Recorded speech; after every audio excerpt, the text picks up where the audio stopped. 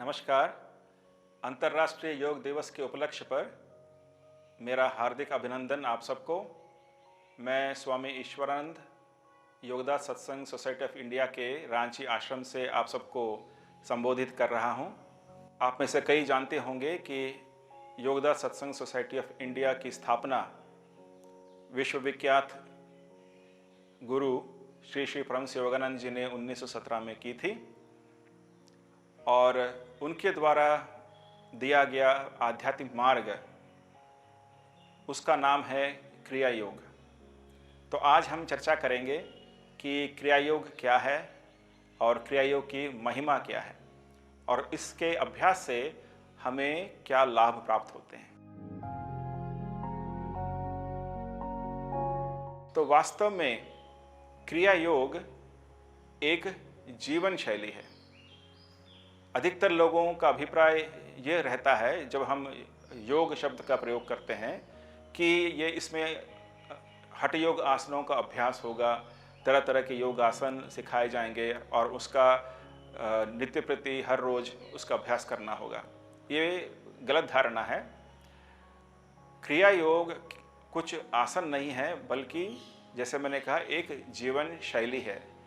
यानी एक ऐसा मार्ग है, विज्ञान सदृश मार्ग, जिस पर चलकर एक व्यक्ति का पूरा जीवन परिवर्तित हो जाता है। एक व्यक्ति का पूरा जीवन आध्यात्मिक हो जाता है और ईश्वर से संस्वर हो जाता है।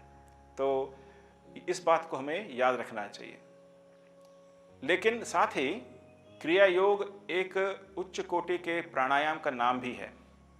अब आप कहेंगे कि प्राणायाम से क्या अर्थ है?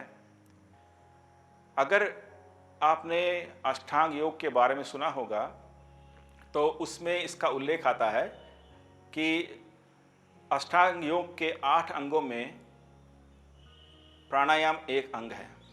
वो 8 अंग क्या है?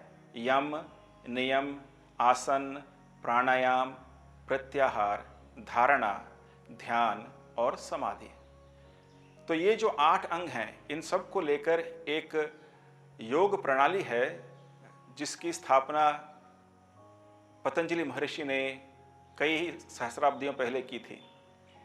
और इसमें जो चौथा अंग है उसका नाम है प्राणायाम। कई लोग प्राणायाम शब्द से ये समझते हैं कि ये केवल एक श्वास की क्रिया है, जिसमें हम एक विशेष ढंग से श्वास लेते हैं, रोकते हैं और छोड़ते हैं। ये केवल आधा सच है।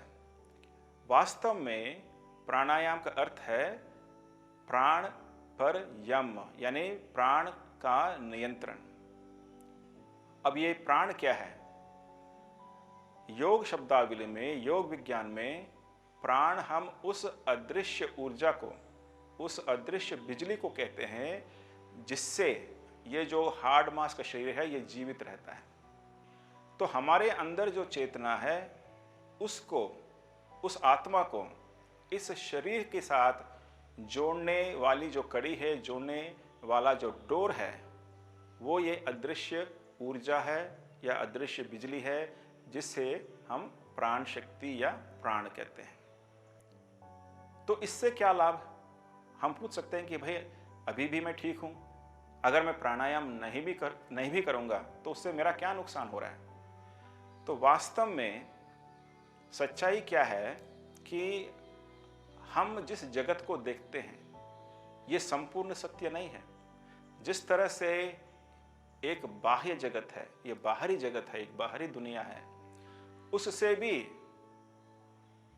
बड़ा और उससे भी अद्भुत एक आंतरिक जगत है, एक आंतरिक दुनिया है। और उस आंतरिक जगत में प्रवेश करने के लिए हम योग साधना करते हैं।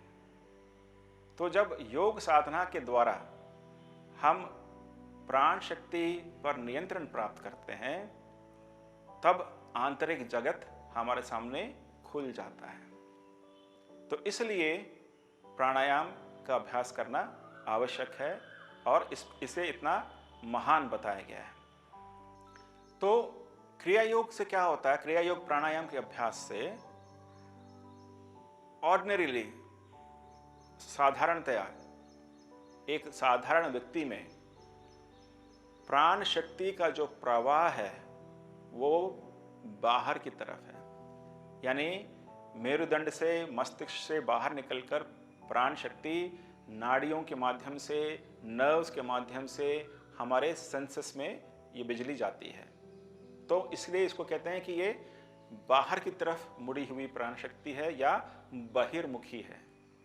और क्योंकि ये जो प्राण शक्ति बाहर की तरफ बह रही है, इसीलिए हमारी दोनों आंखें, दोनों कान, हमारी नाक और जो जिह्वा और त्वचा, ये सब एक्टिव रहते हैं, सक्रिय रहते हैं। और इन पांचों इंद्रियों के माध्यम से हम जगत के बारे में जानकारी प्राप्त करते हैं और उसी को हम चेतन अवस्था कहते हैं या जागृत अवस्था कहते हैं। तो जागृत अवस्था में क्योंकि हम केवल इन 5 इंद्रियों के माध्यम से काम कर रहे होते हैं, तो हमें लगता है कि केवल ये जगत ही सच है, इसके अलावा और कुछ नहीं है। और जब हम थोड़ा बहुत भी प्राण शक्ति को अंतर्मुखी करने में सक्षम हो जाते हैं, तो हमें एक अद्भुत आनंद, एक अद्भुत शांति का अनुभव होता है।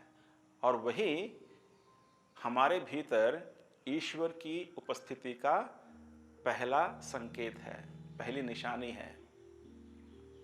तो ये अब जैसे अभी समझ रहे हैं, तो ये क्रिया योग जो है, एक तो जीवन शैली है जिसमें हम अपने पूरे जीवन को आध्यात्मिक बनाते हैं, और दूसरा हम एक विशेष प्राणायाम की विधि का अभ्यास करते हैं सुबह और शाम, और उसे भी क्रिया योग हम कहते हैं।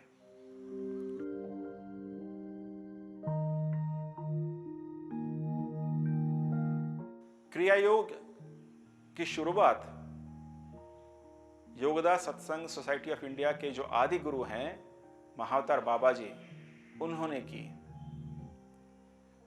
ये जो क्रिया योग है, ये ऐसा नहीं है कि ये नया आविष्कार है या इसकी खोज अभी भी हुई है या किसी ने अभी इसका आविष्कार किया है, ऐसा नहीं है। बहुत प्राचीन विज्ञान है, बहुत प्राचीन विज्ञान है। और इसका उल्लेख भगवत गीता में भी मिलता है।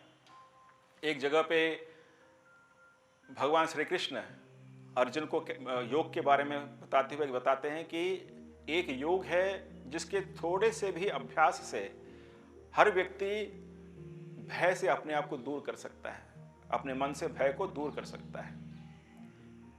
और फिर इसी क्रिया योग का उल्लेख देते हुए भगवान श्री कृष्ण द्वापर युग में कह रहे हैं कि ये जो मैं योग तुम्हें दे रहा हूं, ये कोई नया विज्ञान नहीं है, ये बहुत प्राचीन है। तो आप सोच सकते हैं कि भगवान श्री कृष्ण के जीवन काल में भी ये बहुत प्राचीन था।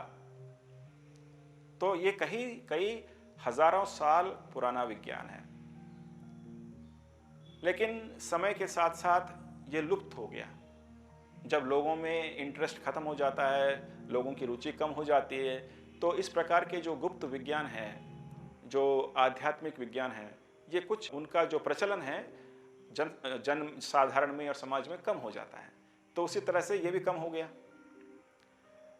लेकिन 1861 में ये दैवी संकल्प मानिए, जगन्माता की इच्छा मानिए, ये फिर से ये दैवी संकल्प हुआ कि इसका प्रचार जनसाधारण में फिर से होना चाहिए।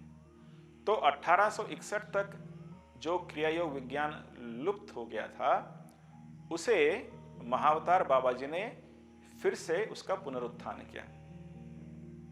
तो ये बाबा जी हैं कौन? इनके बारे में हम बहुत कम जानते हैं। इनके बारे में अगर आपको पढ़ना है तो परमहंस योगानंद जी ने जो पुस्तक लिखी योगी कथामृत, उसे पढ़िएगा, उसमें पूरा विवरण दिया हुआ है। लेकिन संक्षेप में महाअवतार बाबा जी एक अमर योगी हैं जिन्होंने कई हजारों सालों से अपना शरीर धारण कर रखा है। वे कई सालों से जी रहे हैं और उनके बारे में परमहंस योगानंद जी ने बताया कि उन्होंने ही आदि शंकराचार्य को क्रिया योग की दीक्षा दी और उन्होंने कबीर साहब को भी इसकी दीक्षा दी। और इस आधुनिक युग में जो उनके प्रधान शिष्य हुए, जिनके माध्यम से क्रिया योग का प्रचार आज विश्व भर में हो रहा है, उनका नाम था श्यामाचरण लाहिड़ी जी।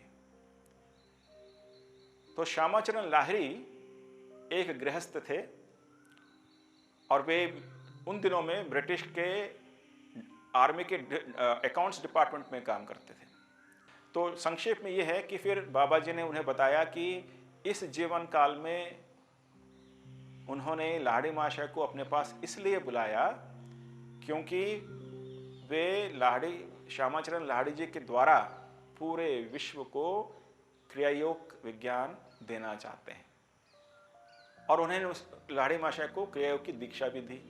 फिर वहाँ से दीक्षा लेने के बाद उन्होंने बाबा जी ने लाहिड़ी महाशय को बताया कि अब तुम्हें वापस अपने घर जाना है और गृहस्थ का जीवन बिताते रहना है। गृहस्थ के जीवन में जो भी उत्तरदायित्व हैं उन सब को उसी तरह से पूरा करना है जैसे पहले कर रहे थे, लेकिन साथ ही साथ क्रिया योग की साधना भी करते जाओ।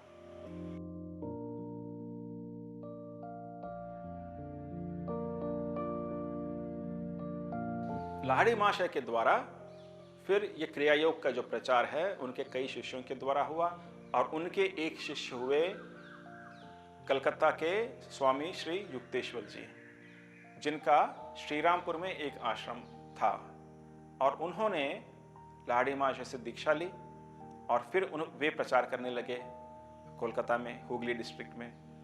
और उनके शिष्य हुए परमहंस योगानंद जी।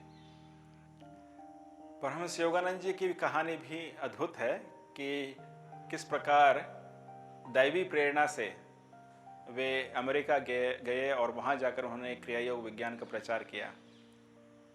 हुआ क्या कि अपने गुरु से योग प्रशिक्षण प्राप्त करने के बाद और ईश्वर प्राप्ति होने के बाद उनके गुरु स्वामी श्री युक्तेश्वर जी ने समझाया कि देखो, जिस प्रकार गुरु की कृपा से तुम्हें ईश्वर प्राप्ति हुई, उसी तरह से तुम्हें भी लोगों की सेवा करनी होगी ताकि जो जिज्ञासु हैं, जो ईश्वर को प्राप्त करने की इच्छा रखते हैं, उन्हें भी इस मार्ग के बारे में पता लगे, क्रिया योग मार्ग के बारे में, और वे भी इस मार्ग पर चल सकें। परमहंस योगानंद जी को बिल्कुल इच्छा नहीं थी कि एक संस्था शुरू करें और ये प्रचार प्रसार का काम करें। वे चाहते थे कि मैं हिमालय चले जाऊं और वहाँ एक गुफा में बैठकर ईश्वर प्रेम में और ईश्वर आनंद में हमेशा मग्न रहूं। लेकिन जब उनके गुरु का आदेश हुआ कि नहीं, तुम्हें एक संस्था शुरू करनी होगी, तो उन्होंने एक ब्रह्मचर्य विद्यालय शुरू किया। क्योंकि इतने सारे बच्चे रहते थे स्कूल में और वो बोर्डिंग स्कूल था, तो उन्हें एकांत नहीं मिलता था कि कहाँ पर वे एकांत में बैठकर ध्यान कर सकें। तो कभी कभी सबसे नज़रें बचा के वहाँ पर एक स्टोर रूम था जहाँ पर जो विद्यार्थी थे वे अपना सामान स्टोर करते थे। तो उस स्टोर रूम में जाकर वे बैठकर ध्यान किया करते थे। और उसी तरह और हर रोज की तरह उस दिन भी वे उस स्टोर रूम में गए और वहाँ पर बैठकर ध्यान करने लगे। तो अचानक वे समाधि में चले गए और उनके मानस पटल पर एक दृश्य आया और वो दृश्य था अमेरिका का। और कई सारे अमेरिकन लोगों के चेहरे उस दृश्य में आए और फिर उन्हें जगन्माता की आवाज़ सुनाई दी, या एक तरह से उनका वो संकल्प सुनाई दिया कि तुम्हें अब अमेरिका जाना होगा। बाद में जिस स्टोर रूम में उन्हें ये दिव्य दर्शन हुआ, उसे एक मंदिर के रूप में परिवर्तित किया गया और उसे हम कहते हैं स्मृति मंदिर, जो कि योगदास सत्संग सोसाइटी ऑफ इंडिया के रांची आश्रम में है। और अभी मैं जहाँ पर बैठकर आप सबको संबोधित कर रहा हूँ, ये वही स्मृति मंदिर है। यानी पहले यहीं पर एक स्टोर रूम हुआ करता था और यहीं पर परमहंस जी को वह दिव्य दर्शन हुआ था, जिसकी प्रेरणा से परमहंस योगानंद जी भारत में सारे कामकाज दूसरों को सौंप कर कुछ महीनों बाद ही अमेरिका चले गए। तो मैं कभी कभी ये सोचता हूँ कि ये जो क्रिया योग की जो कहानी है, क्रिया योग के प्रचार की जो कहानी है, ये एक गंगा की कहानी की तरह ही है। हम सुनते हैं कि गंगा का जो उद्गम है वो हिमालय में होता है और वहाँ से गंगा नीचे पहाड़ों से बहकर प्लेन्स में आती है उत्तर प्रदेश में, और बनारस से होते हुए ये कलकत्ता से होते हुए सागर में जाकर मिल जाती है। उसी तरह से क्रिया योग रूपी गंगा का उद्गम भी पहाड़ों में हिमालय में हुआ, जहाँ पर बाबा जी ने लाहिड़ी महाशय को सबसे पहले क्रिया योग की दीक्षा दी। फिर लाहिड़ी महाशय जी उस गंगा को बनारस ले आए और बनारस में प्रचार करते रहे। फिर बनारस से ये जो क्रिया योग गंगा है वो पहुंची कलकत्ता, और फिर वहाँ से पंच योगानंद जी ने समुद्र के द्वारा पूरे पार करके पूरे विश्व में उन्होंने इसका प्रचार किया। तो कभी कभी मैं सोचता हूँ कि ये क्रिया योग भी जो है ये ज्ञान गंगा है, ये योग की गंगा है, और जिस तरह से गंगा में नहाकर लोग पवित्र हो सकते हैं, उसी तरह से क्रिया योग रूपी गंगा में डुबकी लगाकर, यानी क्रिया योग विज्ञान के अभ्यास से व्यक्ति अपने पापों को धोकर मोक्ष को, मुक्ति को प्राप्त कर सकता है।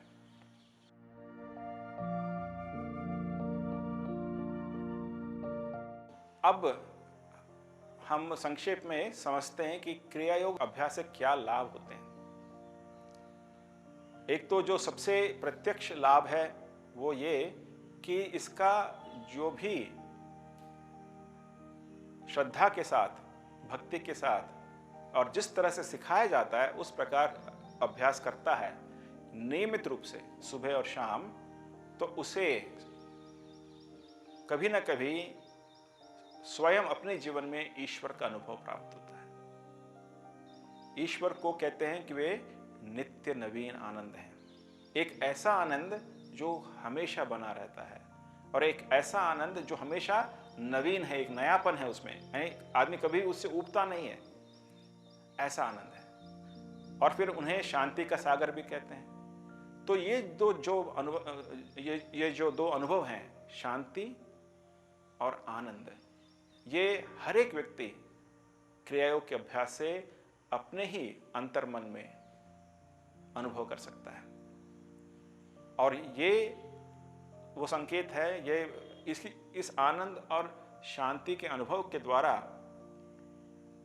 हमें ये विश्वास होता है कि हाँ, वास्तव में जो ये बाहर जो जगत दिख रहा है उसके अलावा भी एक आनंदमय जगत हमारे भीतर है। तो ये सबसे प्रत्यक्ष लाभ क्रिया योग के अभ्यास का वो है ईश्वरानुभूति। जब वो अनुभव हो जाए फिर मन में कोई डाउट नहीं रह जाता है, कोई संशय नहीं रह जाता है कि भगवान है या नहीं है, वो कैसे हैं, क्या हम मुझे मिलेंगे। ये सारे जो संशय हैं वो सब दूर हो जाते हैं इसके अभ्यास से। साथ ही साथ क्योंकि क्रिया योग अभ्यास से हम अपने मस्तिष्क में जो खांचे हैं उनमें परिवर्तन लाते हैं, हमारा पूरा व्यक्तित्व, हमारी जो पर्सनालिटी है उसमें एक आमूलचूल परिवर्तन आ जाता है।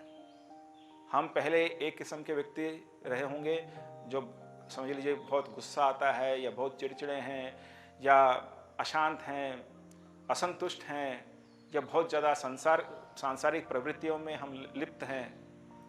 अगर क्रिया योग अभ्यास से पहले हमारा व्यक्तित्व, हमारी पर्सनालिटी अगर वैसी रही हो तो आप देखेंगे कि क्रिया के अभ्यास से धीरे धीरे धीरे हमारा जो व्यक्तित्व है वो आध्यात्मिक होते जा रहा है, स्पिरिचुअल होते जा रहा है। और स्पिरिचुअल पर्सनालिटी या आध्यात्मिक व्यक्तित्व के क्या लक्षण हैं?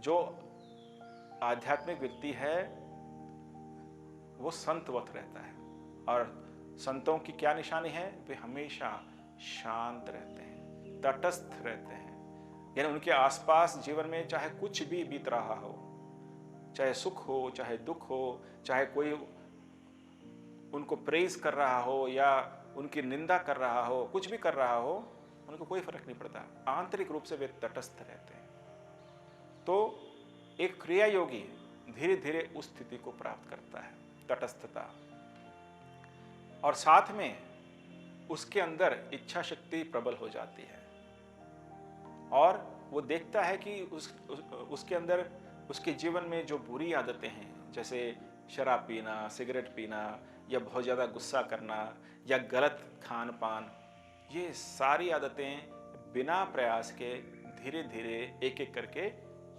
ये आदत छूटती जाती है। तो ये कितना बड़ा लाभ है, क्योंकि आदत ही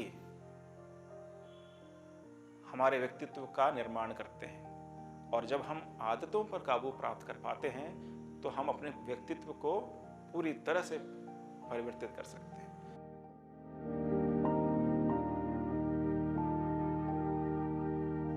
फिर अगर हम गहराई में जाएं तो योग विज्ञान, क्रिया योग विज्ञान ये कहता है कि क्रिया योग के अभ्यास से आदमी का क्रम विकास बहुत तेज हो जाता है, बहुत द्रुत हो जाता है, फास्ट हो जाता है। क्रिया योग प्राणायाम में हम एक प्रकार की क्रिया करते हैं, योग क्रिया करते हैं, जिसे करने में आधा मिनट लगता है।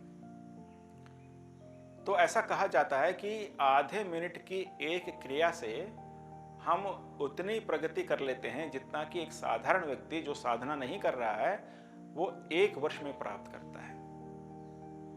तो ये फॉर्मूला है, यानी जो व्यक्ति कुछ भी नहीं कर रहा है उसकी भी कुछ प्रगति होती है ईश्वर की कृपा से, लेकिन वो बहुत धीमी गति से होती है। लेकिन जो क्रिया योगी है, जब वह क्रिया करता है, एक क्रिया करने से, जिसे करने में आधा मिनट लगता है, उसमें वो इतनी प्रगति प्राप्त कर लेता है, आध्यात्मिक प्रगति, जितना कि एक साधारण व्यक्ति 1 वर्ष में प्राप्त करता है।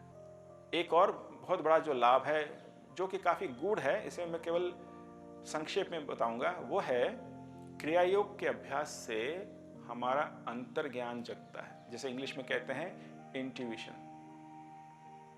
और वास्तव में ईश्वर का दर्शन, ईश्वर के आनंद की अनुभूति या शांति की अनुभूति हम अपने अंतर्ज्ञान के द्वारा ही अनुभव कर पाते हैं, इन इंद्रियों से नहीं।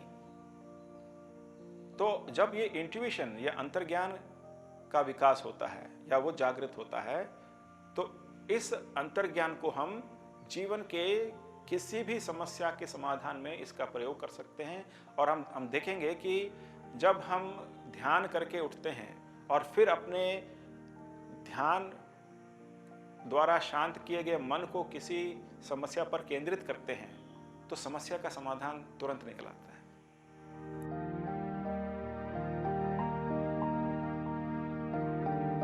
और ये सारे टेक्निक्स, ये सारी जो प्रविधियां हैं, ये पूरा जो सिस्टम है क्रिया योग का, ये परमहंस योगानंद जी ने प्रिंटेड लेसन्स के रूप में हमें उपलब्ध कराया है।